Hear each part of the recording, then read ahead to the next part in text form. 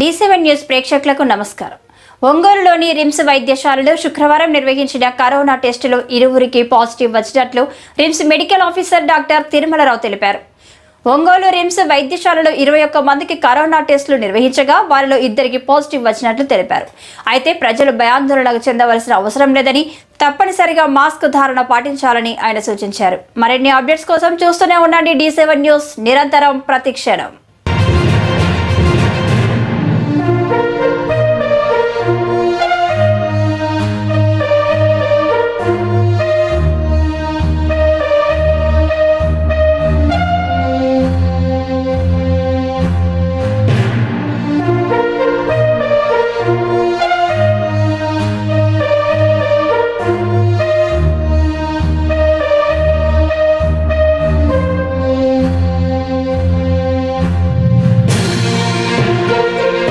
ఇలాంటి మరింత interesting news కోసం చూస్తూనే ఉండండి D7 న్యూస్.